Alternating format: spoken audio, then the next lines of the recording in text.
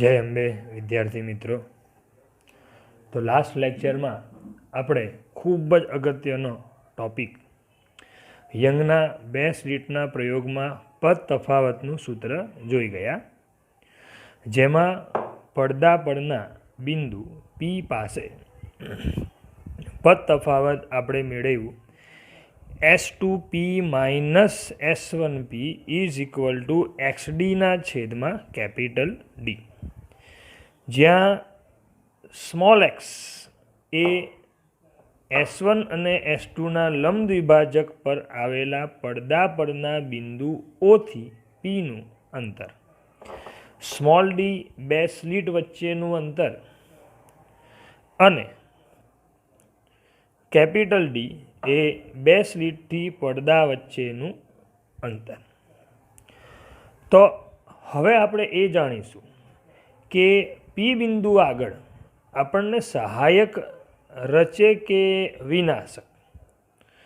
તો પડદા પરના જુદા જુદા બિંદુ પાસેથી તમારે લેવાના છે એક્સ, એટલે તમારે એક્સ માપવાના।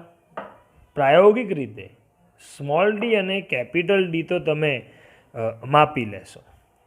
તો હવે આપણે અહીંયા વાત કરીશું કે તમને સહાયક મળશે કે વિનાશક। તો અગાઉના લેક્ચરમાં આપણે ચર્ચા કરેલી કે સહાયક હોય કે વિનાશક એની શરતો પદ તફાવત માટે જે આપણે જોઈ ગયા, જેમાં જો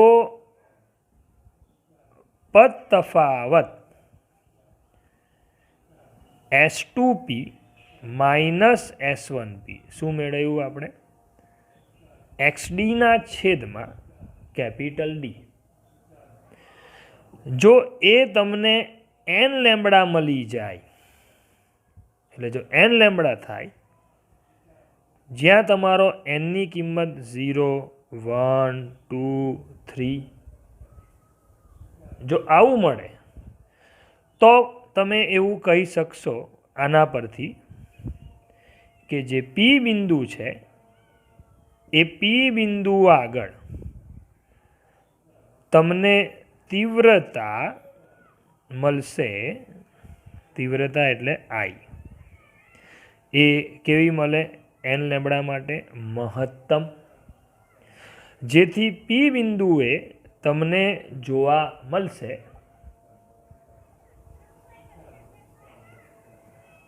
સહાયક વ્યતિકરણ।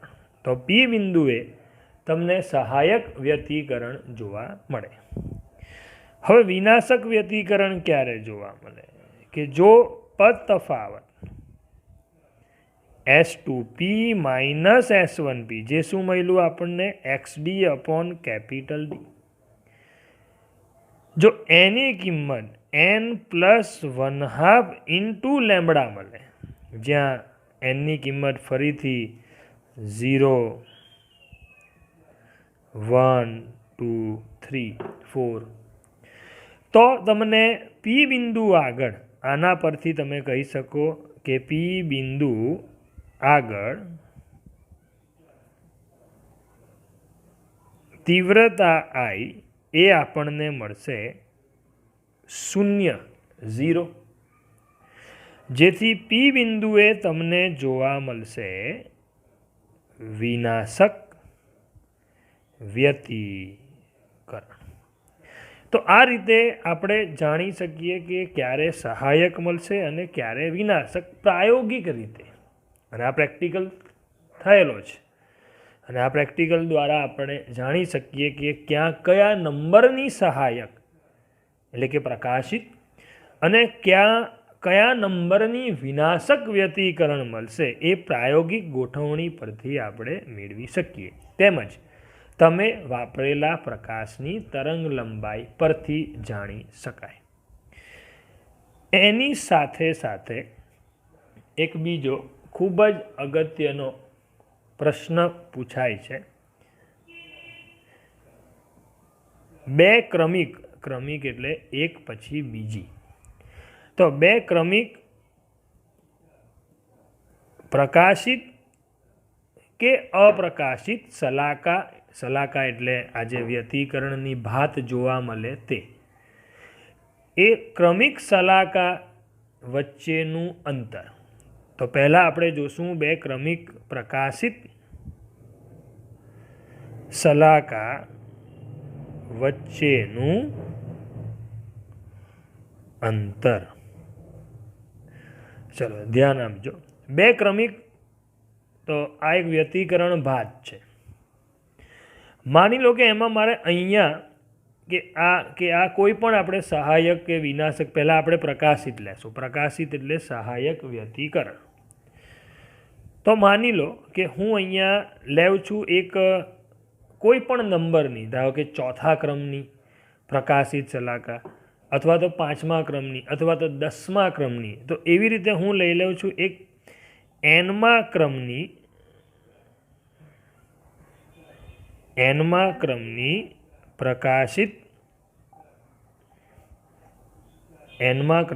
પ્રકાશિત શલાકા માટે. ચાલો, nમા ક્રમની પ્રકાશિત શલાકા માટે હવે શું લખશું? તો ક્રમ કયો છે? nમો. એટલે પડદા પર માની લો કે અહીંયા કોઈ પીની આજુબાજુ અથવા પી બિંદુને જ લઈ લો, કે માની લો કે પી બિંદુ પર તમને nમા ક્રમની પ્રકાશિત શલાકા મળે છે. તો ઓ બિંદુથી પીનું અંતર હું લઈ લઉં છું આ વખતે xn.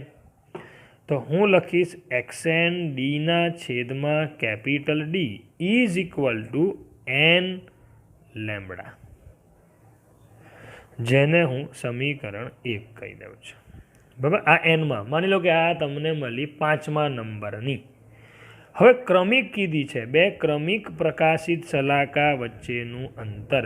તો આના પછી પ્રકાશિત કઈ આવશે? જો હું nને ચોથી લઈ લઉં તો એના પછી તમને પ્રકાશિત મળશે 5મી. એટલે કે તે પછીની ક્રમિક કઈ હશે? n+1મી. પેલી ચોથી, તો આ 5 ક્યારે બને? 4+1. તો n+1મી પ્રકાશિત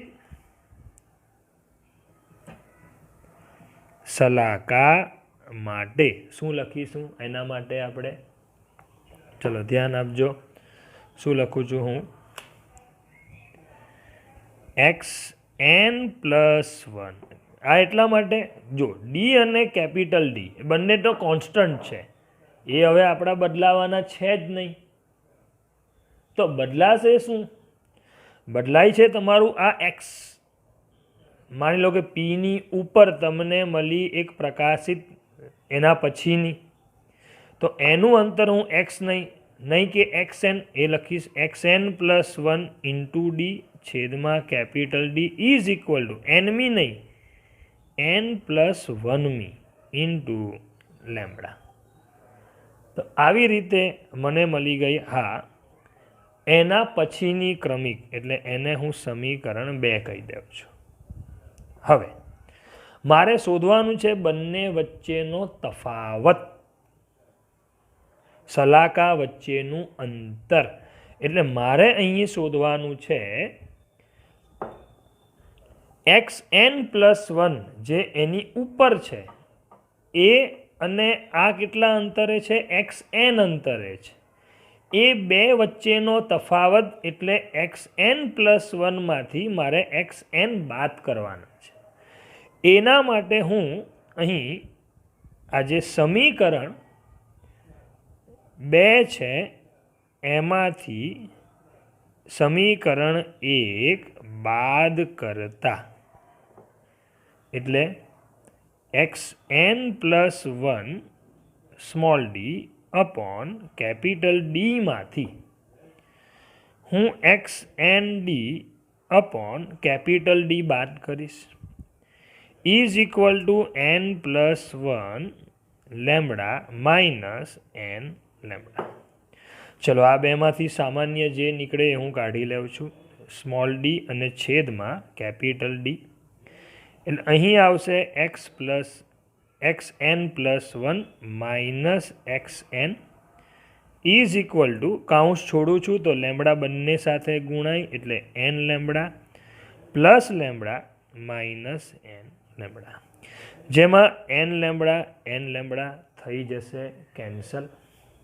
તો અહીં આ ડી, ચલો એક સ્ટેપ વધારે લખીએ, ડીના છેદમાં કેપિટલ ડી, અને આ છે બંને સલાકા વચ્ચેનું અંતર.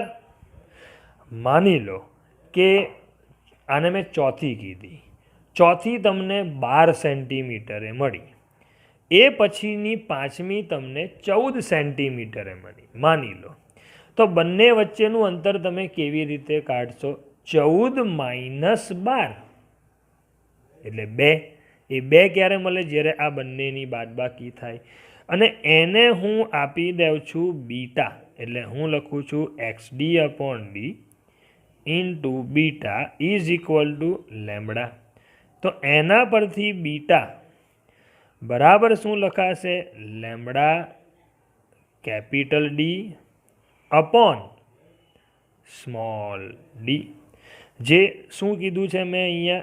xn પ્લસ 1 માઇનસ xn, એને મેં બીટા સિમ્બોલ આપી દીધો. એટલે આ મને શું મળ્યું? 2 ક્રમિક પ્રકાશિત સલાકા વચ્ચેનું અંતર. શું મળ્યું આ મને? 2 ક્રમિક પ્રકાશિત સલાકા વચ્ચેનું અંતર. હવે આવો જ એક પ્રશ્ન બીજો પૂછાય કે 2 ક્રમિક અપ્રકાશિત સલાકા વચ્ચેનું અંતર કેટલું?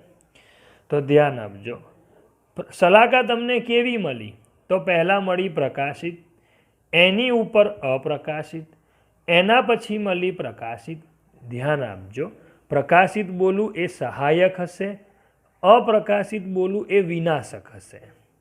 તો પહેલાં પ્રકાશિત સહાયક, પછી મળી વિનાશક એટલે કે અપ્રકાશિત, પછી મળી ફરી પાછી સહાયક એટલે પ્રકાશિત, પછી મળી અપ્રકાશિત, પ્રકાશિત, અપ્રકાશિત. બધી ક્રમમાં જ છે. જો ક્રમમાં હોય તો આપણે એવું કહી શકીએ કે 2 ક્રમિક જે અપ્રકાશિત સલાકા છે, 2 ક્રમિક અપ્રકાશિત સલાકા વચ્ચેનું અંતર કેટલું થશે? તો એ પણ આટલું જ થશે, એટલે lambda capital D upon small D જેટલું. પણ તમને એવું પૂછી લે, જોજો ધ્યાન આપજો, 2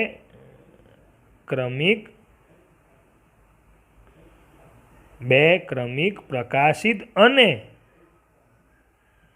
2 ક્રમિક પ્રકાશિત અને અપ્રકાશિત સલાકા વચ્ચેનું અંતર. તો શું કરશો? તો આ છે 2 પ્રકાશિત વચ્ચેનું અંતર, આ છે 2 અપ્રકાશિત વચ્ચેનું. બંને સેમ આવી છે, બરાબર છે. તો સેમ આવે છે એનો મતલબ આપણે એવું તો તર્ક લગાવી શકીએ કે સર બધી જ સલાકાઓ ક્રમમાં છે, બધી સલાકાઓ વચ્ચેનું અંતર પણ એક સરખું જ છે. તો ક્રમિક પ્રકાશિત અને અપ્રકાશિત સલાકા વચ્ચેનું અંતર, આ લોકો જે અંતર છે આ 2 ક્રમિક પ્રકાશિત, એના કરતાં કેવું આવી શકે? અડધું.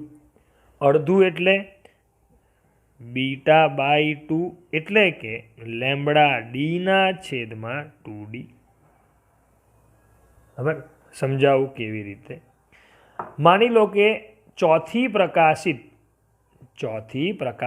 10 સેન્ટીમીટરે મળી. હવે આપણે 12 રાખેલી તો 12 રાખીએ.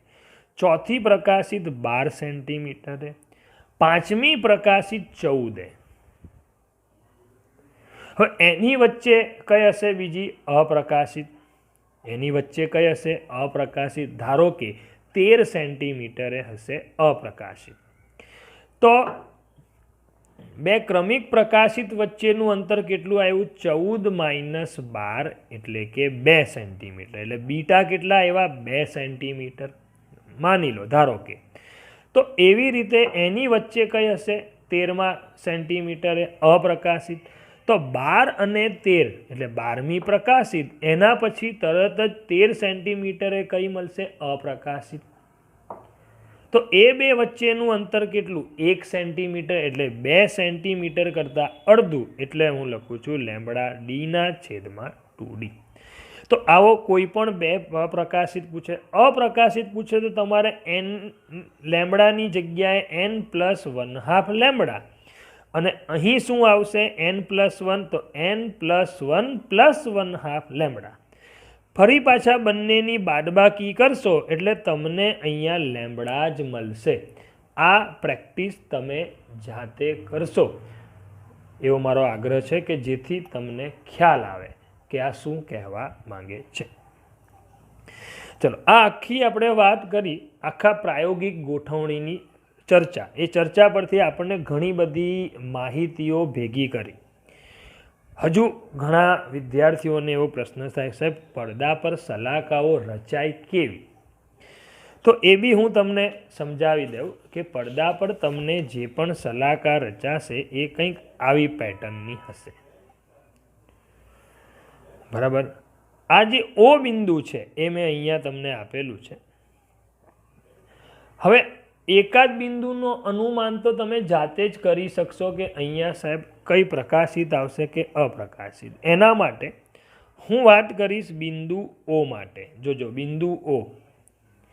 બિંદુ ઓ આગળ S1 થી લઈને અંતર S1O અને S2O અંતર કેવા આવશે? સમાન. કેમ સમાન? કારણ કે ઓ બિંદુ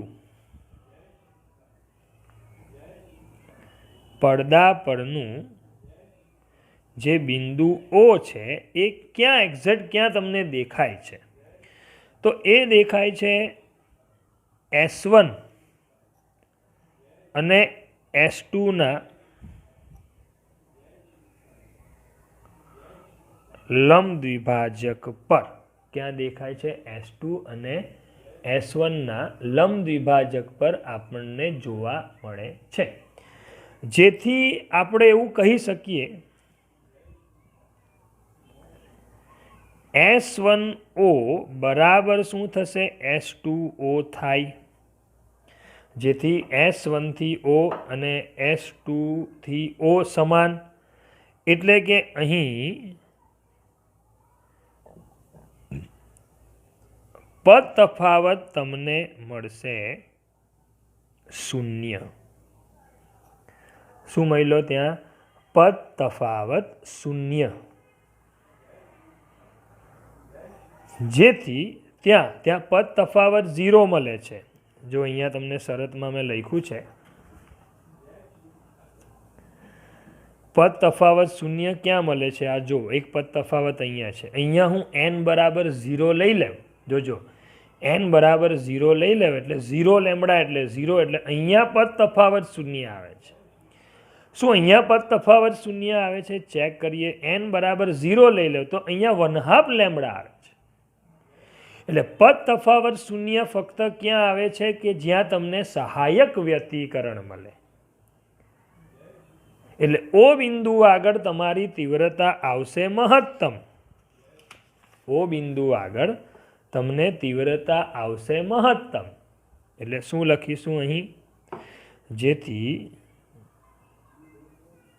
પડદા પરના ઓ બિંદુ આગળ આપણને શું મળવી જોઈએ? તો વચ્ચેની, બરોબર વચ્ચેનું છે એટલે એને કહેશું મધ્યસ્થ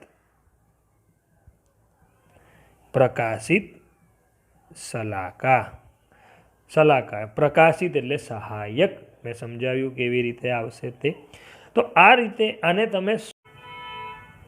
તો હવે આ જે તમને સલાકાઓ દેખાય છે એમાં ઓ બિંદુ એ અહીંયા વચ્ચેની છે, જ્યાં તમને મળશે પ્રકાશિત. એની આજુબાજુ અપ્રકાશિત, પછી પ્રકાશિત, પછી અપ્રકાશિત, આવી પેટર્ન જ્યારે અહીંયા રચાય તેમાં જો તમે સ્લિટથી પડદા વચ્ચેનું અંતર ધીરે ધીરે દૂર કરતા જશો તેમ તેમ તમારી સલાકાઓ સુરેખ જોવા મળશે. અહીં બીટા 5 મિલીમીટર મળે છે, એટલે કે સલાકા વચ્ચેનો પદ તફાવત, ક્રમિક સલાકા વચ્ચેનું અંતર. અહીં બીટા 1 મિલીમીટર મળે છે. અહીંયા ડી મેં રાખ્યું છે 0.005, અહીંયા રાખ્યું છે 0.025. બરાબર છે. બંનેમાં ડી મેં રાખ્યા છે 5 સેન્ટીમીટર અને આપાત પ્રકાશની બંનેમાં તરંગ લંબાઈ 5 × 10⁻⁵ સેન્ટીમીટર, એટલે કે આ થશે તમારી 5000 એંગસ્ટ્રોમ. બરાબર છે. હવે યંગના પ્રયોગની આપણે ચર્ચા કરતા હતા. તો યંગના પ્રયોગમાં જો એણે 2 છિદ્ર પાડ્યા, એની જગ્યાએ જો એ સ્લિટ બનાવી દે તો તમને અહીંયા એટલે કે પડદા પર એક સ્લિટ ટાઈપ, એક પટ્ટા ટાઈપ તમને સલાકાઓ જોવા મળે. અહીંયા સલાકાઓની જે તીવ્રતા છે એનો આલેખ આપણે અહીંયા દોરીએ તો અહીંયા હું લઈ લઉં છું તીવ્રતા I. અહીંયા હું લઈ લઉં છું પદ તફાવત. પહેલા હું અહીંયા લઈશ શૂન્ય ક્રમની, જ્યાં તમને તીવ્રતા મળશે મેક્સિમમ. આપણે જોઈ ગયા આ મેક્સિમમ. પછી એની આજુબાજુ અહીંયા તમારી તીવ્રતા થઈ ગઈ 0, એટલે આ તમારી કહેવાશે 0.5 લેમ્બડા. પેલા સૂત્રમાં આપણે મૂકીએ તો આવી રીતે આપણને મળશે. પછી ત્યાંથી બીજી આવી રીતે અહીંયા આપણને જોવા મળશે. આ તમારી પહેલી પ્રકાશિત, જે તમે ત્યાં n લેમ્બડામાં n બરાબર 1 મૂકો એટલે લેમ્બડા આવશે. એના પછી આ તમને મળી બીજી અપ્રકાશિત, જે આવશે 1.5 લેમ્બડા. એક બાજુ જેવું મળશે O બિંદુથી જેવું એક તરફ મળશે એવું બીજી તરફ પણ સેમ કંઈક આ રીતે તમને મળશે. આ પણ તમને લેમ્બડા જેટલો જ પદ તફાવતે મળશે. એટલે એક સાઈડ જેવું હશે એવું એક મિરર ટાઈપ બીજી બાજુ સેમ પ્રતિબિંબ તમને જોવા મળશે.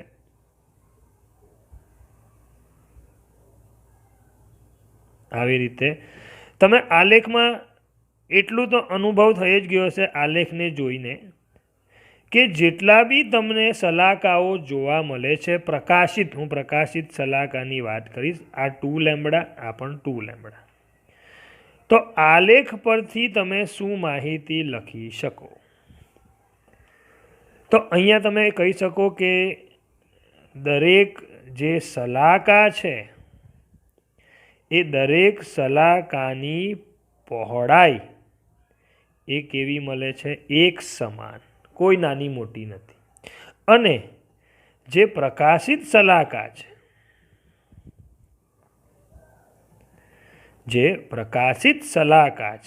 એ પ્રકાશિત સલાકાની જે તીવ્રતા છે એ તીવ્રતા મળે છે એક સમાન.